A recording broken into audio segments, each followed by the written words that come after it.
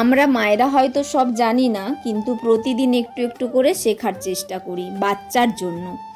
আজ আমি বানাচ্ছি শ্রেয়ানের জন্য একদম ঘরোয়া আর স্বাস্থ্যকর নাটস পাউডার। প্রথমে নিয়েছি 200 গ্রাম আমন্ড আর কাজু বাদাম।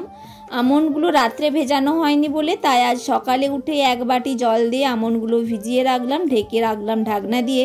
ভিজে গেলে একে একে বাদামের খোসা ছাড়িয়ে নেব। একটু সময় লাগে ঠিকই, কিন্তু ধৈর্য ধরে করলে খুব ভালোভাবে ছাড়ানো হয়ে যায়। এরপর একটি কড়াইতে হালকা আঁচে প্রথমে কাজু বাদামগুলি ভেজে নেব। চোখ রাখতে হবে যেন বেশি পুড়ে না যায়। হালকা রং বদলালে একটি প্লেটের মধ্যে নামিয়ে রাখবো আর প্লেটটা ফ্যানের তলায় দিয়ে দেব ঠান্ডা হওয়ার জন্য। তারপর একইভাবে আমন্ডগুলোও ভাজতে দেব। হালকা হাতে নেড়ে চেড়ে নেব, একটু ভালোভাবেই নাড়তে হবে, কেননা বাদামগুলোর দুপিটি যাতে ভালোভাবে ভাজা হয় সেটা লক্ষ্য রাখতে হবে।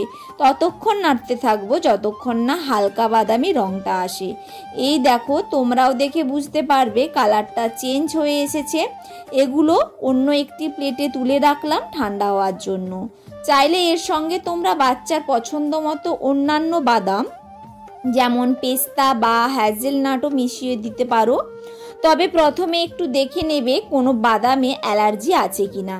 মিক্সারে একে একে 2 রকম বাদামি গুঁড়ো করে নিলাম। অনেক সময় আমরা বাজার থেকে রেডিমেড নাটস পাউডার কিনে ফেলি, কিন্তু জানি না ভেতরে কি আছে, কতটা ভালো বা খারাপ।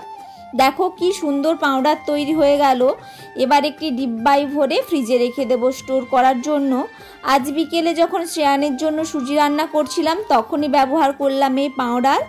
এটা শুধু স্বাদে নয়, পুষ্টিতেও ভরপুর। এই পাউডার শুধু সুজি নয়, দুধ, খিচুড়ি, পায়েস বা প্যানকেকের ব্যাটারেও মেশানো যায়। শুধু খাবার নয়, ছোটদের প্রতি যত্নটা আসলে এই ছোট্ট ছোট্ট জিনিসেই ফুটে ওঠে।